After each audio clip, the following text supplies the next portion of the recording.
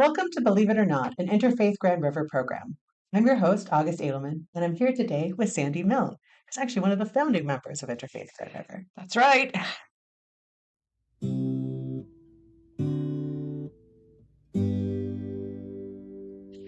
So tell me a bit about, well, I'd like to ask you a bit about the history of Interfaith Grand River and also a bit about you and who you are outside this room. Oh, where to start? I'll start with me, I guess, because that's probably a better place to start. I'm a Roman Catholic, widow, married for almost 50 years, going on 50 years. Uh, my husband died in 2020, but not of COVID. Um, we have three children. Our daughter is in Victoria, a son in Bobcaygeon, and a son here in Waterloo, Kitchener-Waterloo, which is a blessing. Four grandchildren, cradle Catholic. So I've been hanging out with this bunch of people for since I was born. Um, yeah, my parents were devoutly religious, but very let me see, not swallowing the whole story. Dad Dad had lots of more than questions on the way home from church, lots of Sundays, and I remember at one point we stopped going to our parish church, which Catholics normally go to their geographical space to worship, because he disapproved of that man's inability to function without alcohol, and he just found it too much. And so we went to a neighboring church for a long time, um, one in which he had grown up, and he was always afraid that he'd forget to say hello to somebody. Anyway, my father had a lot of fears. But he continued to support both of those churches financially, which I found was a really interesting statement of reality.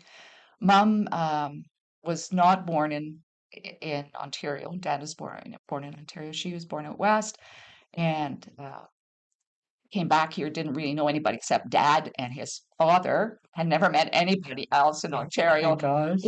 What hell? And she is for me as the longer I think about her journey. She was very involved with the Catholic Women's League all of her time. She introduced the notion of Advent wreath to our little town back in the day. What's an Advent wreath? Oh, Advent wreaths are a way to mark the time between the beginning of the church year, which actually started yesterday. Mistletoe. Thank you very much. I can say that for New Year to my Christian friends, and some of them go, "Thank you," and some of them go, "What?" And then they remember.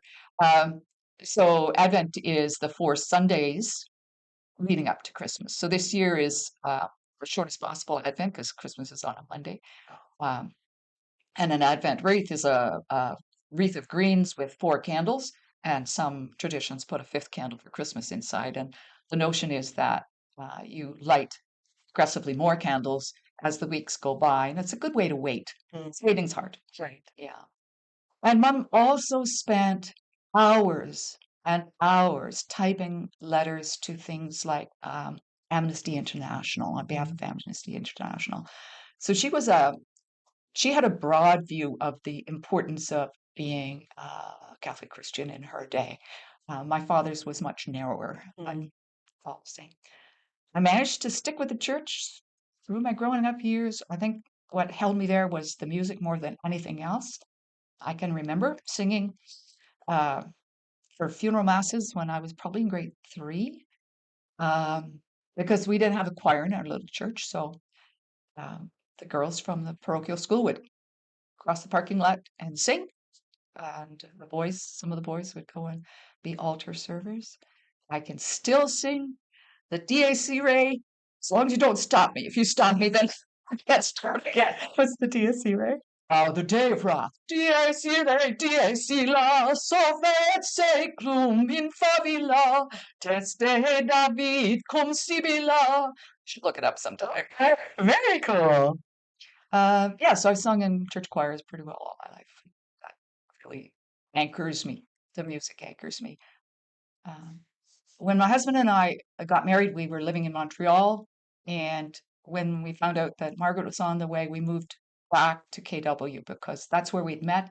And Montreal in 1974 was not a good place to be if you didn't speak French. And I had more French than he, despite the fact that it was his hometown, not mine, but it just was not a good place to be. So we came back here and ended up worshiping in parishes that were served by priests of the Congregation of the Resurrection.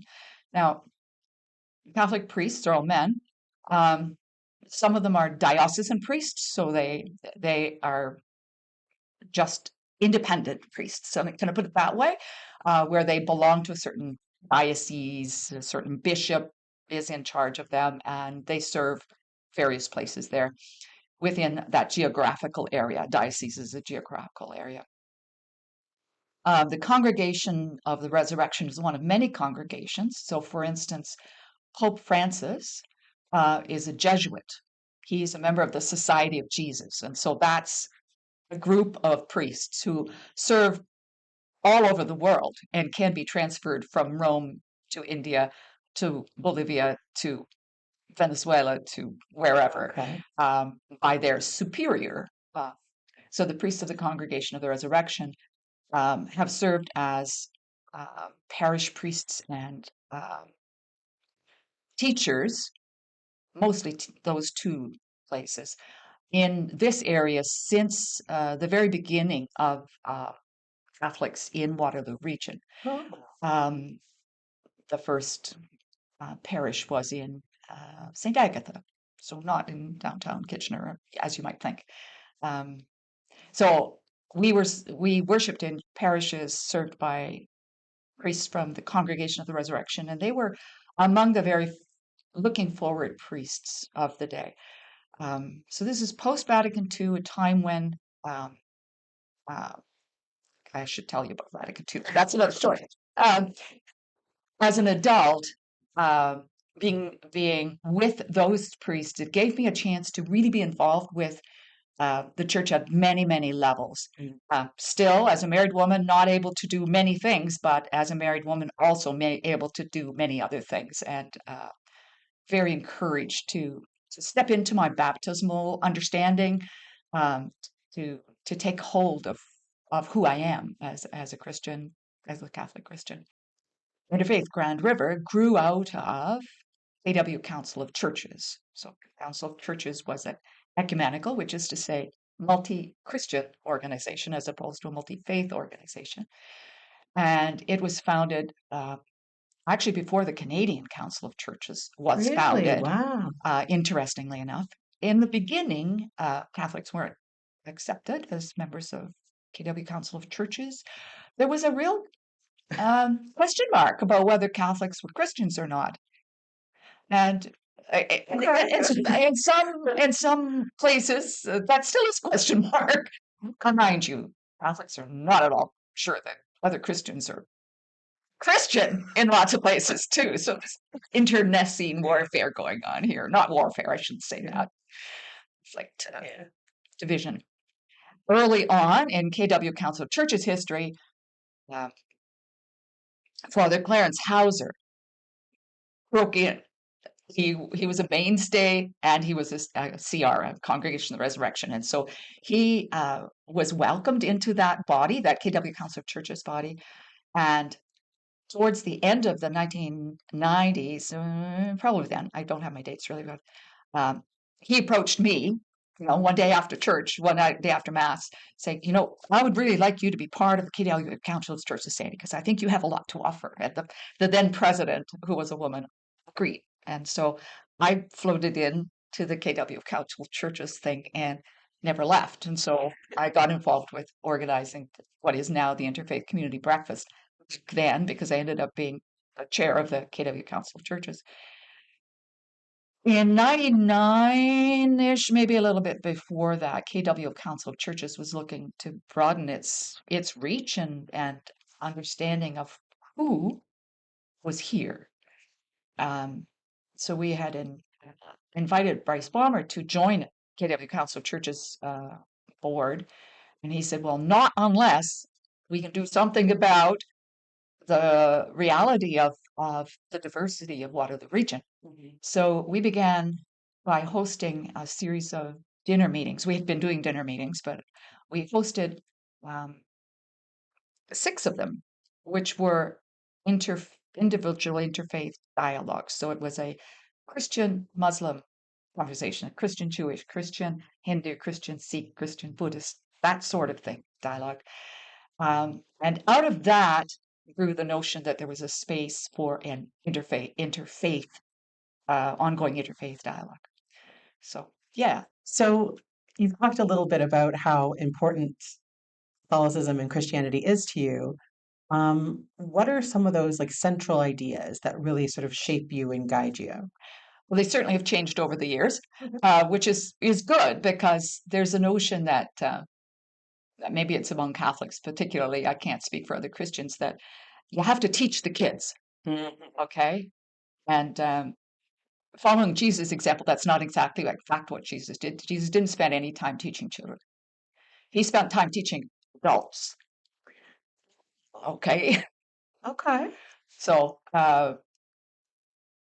teach if you only practice your tradition from what you learned as a child, you don't get it really.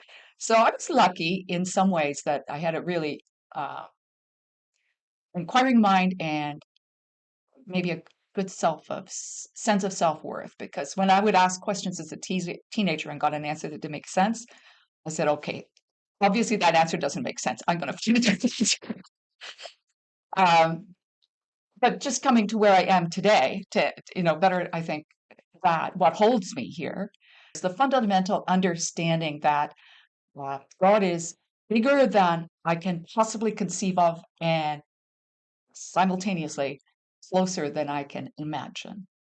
Um, that's one. Second one is that God is personal, not it. Can't call God it. Unfortunately, English doesn't have a non-gendered noun to call God, and that has been a source of much pain for many, many people, and much confusion, I think, over the years. Um, and so um, God is personal. And thirdly, that God cares enough to hang out with humanity. Now, I would love to know what happens when if we find sentient life on some other place, and whether how God manifests God's self in that situation. Mm. But my understanding is that God manifested here as a Jewish boy named Jesus, who lived in Nazareth and was born in Bethlehem and died on a cross in Jerusalem and didn't stay dead. And therein lies the rub, that God is dead, although died. And so that's a mystery. That's part of the ineffability of God. Mm. But for me, the sense that Jesus lives today and is active in my life and in the life of the world, more importantly than in my particular life, gives me hope, lets me function on days when it's hard. Mm. Yeah, God cares. Mm. And if God cares that much, I can care too. Yeah. Because my understanding is that God created humankind, especially in God's image, to the degree that we create with God's help ongoing. That's beautiful. Thank It's you. beautiful. My sister is a glass blower, and Ooh. watching her take looks like dirt and turn it into something beautiful. It's just like one of those, just watching her do it, you feel that like, wow, like what are humans capable of? Mm. That, at some point somebody thought, what if we heat this up? And that sort of sense of like, God is creator, but we are also partners in creation to some degree. And whether it's in blowing glass or in, building community. Yep, exactly. Um, You've talked a bit about sort of an interfaith community, and a multi-church ecumenical Good community. for you. Um, how does community work for you? Like, do you feel, how is community super important for you? I'm guessing it is. But what kinds of different communities and how do they connect to your identity as a person of faith? That's such an interesting question. The notion of belonging is a really complex notion, really complicated notion. Um, so a child needs to belong intimately to a parent to begin with. To be to live, a child needs to belong, preferably to a birth mother, but if not to a birth mother, then to some other caring adult who will nurture that child into an ability to belong to a slightly larger group of people, which typically is not a nuclear family. Unfortunately, in our society, it's often a nuclear family, and that's not a big enough group, Mhm. uh, especially if it's two parents and one child, and there's no other kids to bounce off, and not enough adults around to cope with all of the kids. And then I'm sure you know what I mean. Yeah. So communities build there and uh, introduce their children to things that are important to their community. So if you are a family for whom hockey is important, that becomes one of your communities. And if you are a family for whom um, bowling is important, and I know some families for whom bowling is like religion, then that you introduce your kids to what is important to you early on. So for my parents, Christianity, Catholic Christianity was important to them, and they had me baptized. I can't say it was my choice. It wasn't my choice. It's my choice to stay, but it was their choice to give me a gift that they thought was valuable. Um, so that Catholic community was parochial to begin with, just the parish, it was a small parish. We knew pretty well everybody who was in the building around us every Sunday. Um, I personally had the great gift of seeing a larger Catholic community at a very early age because at the end of Vatican II, which ran from 1959 to 1963, I was 13 at the end of it. And one of the huge visible changes after Vatican II was that our worship was no longer in Latin, it was in the vernacular, whichever Oh, language was common. And so our liturgy suddenly became English rather than Latin as it had been as I knew as a child. So what I sang for you earlier was in Latin because yes. that's what we did when I was in Greek 3. But by the time I was 13, so I would have been in grade 8 at that time, um, I was one of the people who went from my little parish down to Hamilton to the cathedral to learn the English setting of the Mass part that we needed to sing every. Wow.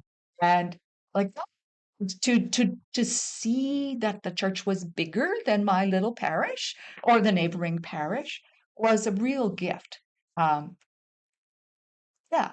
So that bond, that Catholic community. Now, I alluded earlier to this notion of where are Christians Catholics or Catholics Christians, and where does that all mix up? Um, I grew up in a town that had four churches, a Catholic church and three Protestant churches. I'm going to call them that. Other Christian churches.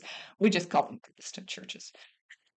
Um, the only time we went inside anybody else's church was if it was a funeral Mm. or if if we were waiting for dinner. So all of the churches had fundraising dinners at various times of the year, and we would uh, go to each other's fundraising dinner because that was part of our community, Right. our Yeah. town. That's how we got along in our little town. So you would wait inside that church for your turn to go down to the basement and eat because there wasn't room for everybody at the same time. But aside from that, you did not go. You did Mm. not go. And funerals were dicey.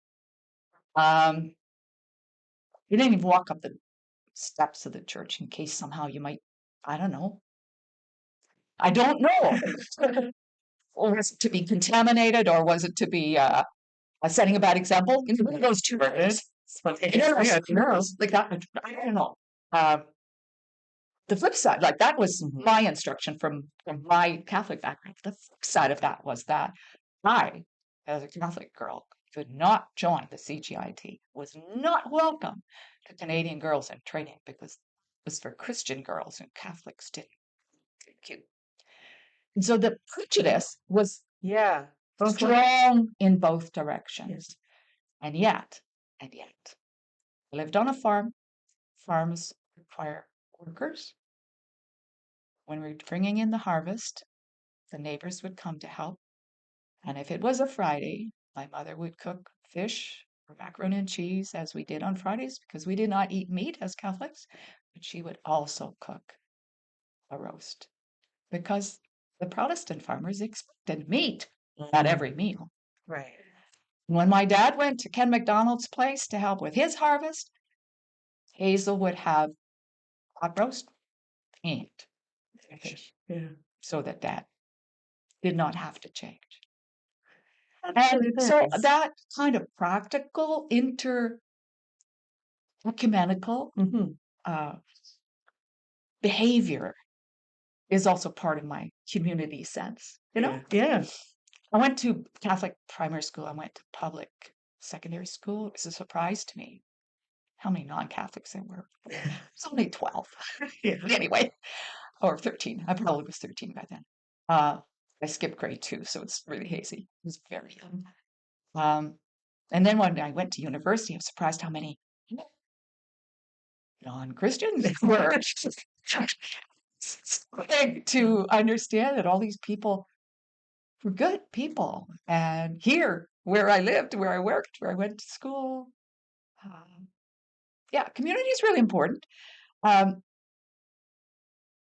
you can't belong to everything. You can't belong tightly to everything. So I think people like myself who work across the boundaries of communities often are peripheral in their own home community. That does not mean the home community is not important. Right. It's a place to come home to. And so right now, Thursday night is choir practice night. Because Christmas is on Monday and we need to get ready. Yeah. There is no other choice except, Thursday night is choir practice because you need to get ready. So to immerse myself in the often unquestioned reality of my Catholic colleagues is a way to bathe Mhm. in a culture of support. Mhm. Yeah. I don't know if that answers your question. That's a beautiful answer. There's a beautiful answer. You think of that quote about home is where when you go there, they have to take you in. And I remember thinking when I was a kid, like, that's a little like, oh, they have to take you in. I'm like, gee, wow. Don't bend over backwards or anything. Yeah. But I heard someone explain it like have to as in they couldn't not. Couldn't not. Yeah, they couldn't not take you in. And definitely going back to that place where they couldn't not welcome you. Yeah. That's Yeah. can be so rejuvenating. Mhm. So, have there been any times when maybe your faith has been a real challenge for you, or when you faced a challenge and your faith has been a real help for you, or both? Um, Teenage years, just an example was once when, in the course of reconciliation, confession, pastoral counseling, that sort of Mhm. situation, I said to the priest, I wonder about life on other planets and what God would do about that. And the priest said, "You're too young to think about that." And that was one of the times where I thought, Uh-huh. "You're wrong. I'm going to ignore you." Yeah. Um, I remember when the pastor at St. Aloysius Parish was changed, and um, the new priest was he had a different personality, and it felt really hard to get along with. Some of the things we'd been doing, he said, "No, you can't do that anymore." And there were a lot of people who left Mhm. and went to other parishes where do what they wanted to do. And I remember thinking then, well, I could leave, but this is my parish. It's not his parish. It's my parish. And so I am going to stay because these are my people and I need to stay. Um, contrast that with when, after I was working at the parish, so I worked at the parish all the time I was there, but after I was employed at the parish and the priest who had hired me was transferred and a new priest came in and things changed dramatically and I stuck it out for a year and a bit and left because it was no longer my parish. It was not possible to lead honestly with him because his leadership and my leadership were not in the same direction, and it would cause scandal Mm. to the people. And so the choice was for me to leave because I couldn't do anything about him leaving. Right. Well, not my job in place to make that happen. So like that was a real struggle. It was both of those things were real struggles uh, to choose to stay and to choose to go. Mhm. Interesting that um, the scandals in the church are scandalous. So um, whether it's sexual misconduct or financial misconduct or abuse of many other kinds than sexual, um, God knows we have our share. Um, but it wouldn't make sense to go someplace else because wherever humanity is, there is sin. Mhm. And Jesus asked his disciples, "Will you also leave?" Peter said, "Well, where's one?" And so Yeah. that's where I end up. Fair enough. Yeah. The other thing is you can't change anything from the outside. You can only change it from the inside. Mm. Absolutely. So this actually leads me into the next thing I wanted to ask, which is, and I sort of got a sneak preview before we started filming, where I asked you about your button. Oh, yes. Yes. So my button is the wearable piece of my medal, which is on a long ribbon and the medal's about that big. And I received it in February of 2018, but I was awarded it in November of 2017, and I found out about it in December of 2017. It's I've got to get this Latin words out straight. Uh, Pro Ecclesia et Pontifice means for the church and the Pope. So it's awarded to people who have been of service and continue often to be of service uh, to the church and to the Pope. And the bishop of the diocese recommends names um, to the Vatican, and the Vatican agrees or disagrees. And in this case, they agreed. So I'm told they don't tell you exactly, what particular thing you did, but the understanding was that it was the work that I've done over the years um, in both ecumenical and interfaith work that is of value, Mhm. and I'm encouraged to continue to keep on doing it. So proud of that. It Yeah. feels really good.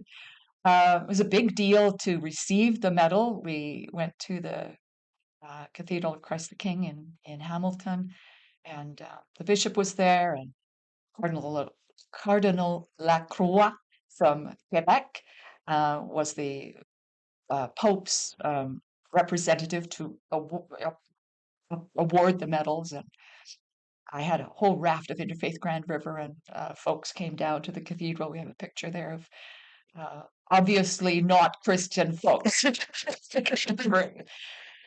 Yeah, it was an affirmation of work that uh, puts me on the periphery of my own community. Uh, but I have noticed over time that people in my community are more and more interested in hearing about what's going on across that boundary, just across that border. So it's work I continue to do. That's pretty extraordinary. Thank you. Is there, okay, so if you wanted to sort of leave one message for the people at home who are watching or for the world more broadly, what is one thing you would want them to know? Catholics are as imperfect as everyone else, even though we sometimes think we've got it all together. That's what I would want them to know. Um, and the other thing is that God's love is so broad that no matter what, you're included. Beautifully put.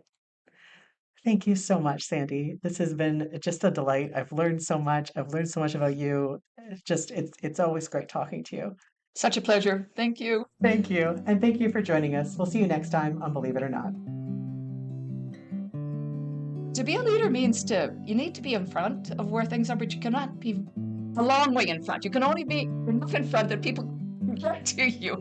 Another thing I learned from my dad, when you lead cows, you have to be in front of them. You cannot lead them from behind, go in all directions. But if you're in front of them and they like you, they'll come to you. But if you're on the other side of the road, they can't see you. You have to get just far enough in front of them that they'll come with you, and then you can take them wherever you need to.